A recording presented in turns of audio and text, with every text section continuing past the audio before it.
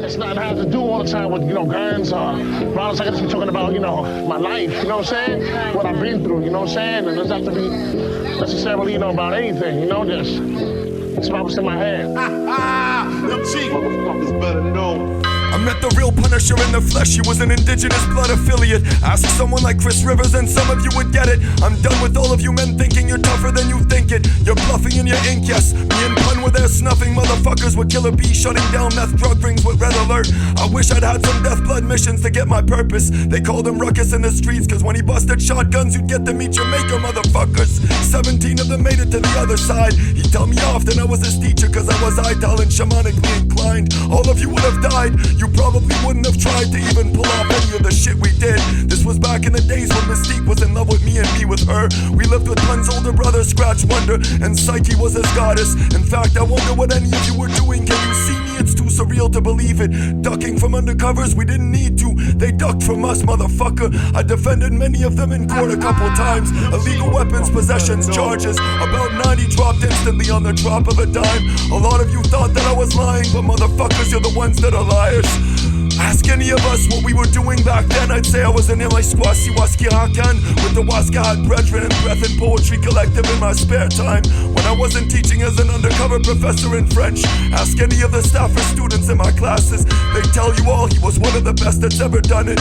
They never even try to kill us in the streets. I was too much of a menace to motherfuckers, do you get this?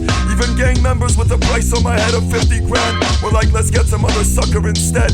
I was running in frosty blizzards at minus 60 and caustic winters in a metropolis of death and sex trafficking, where if you get to 10 on average in some of the ghettos, you'd be slanging or thinking of some other shit to hustle better. But I had the perfect alibi, imagine. I was finishing a doctorate in hip-hop legends on some other shit. The shit doesn't stop there, it gets deeper than movies you think were actually dubious in comparison in Hollywood. How high I lived that shit like Red and Meth never did. Mix in some veteran shit where I threatened to kill the presidents instead of bunning another spliff with the fuckers.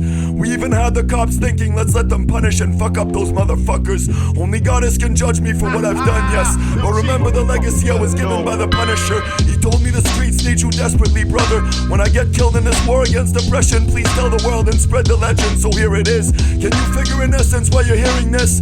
Cause you should fear me, you motherfuckers. I will be busting down your doors like some undercover feds that are arresting you for trafficking fucking substances that make me laugh and look at you like puppets that covet cash and lust for oracles that are matchless in process.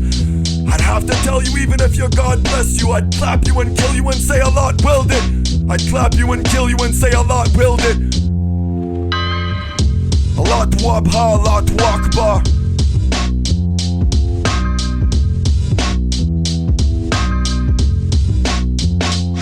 This is for Killer B, R.I.P. to Punisher and all of you.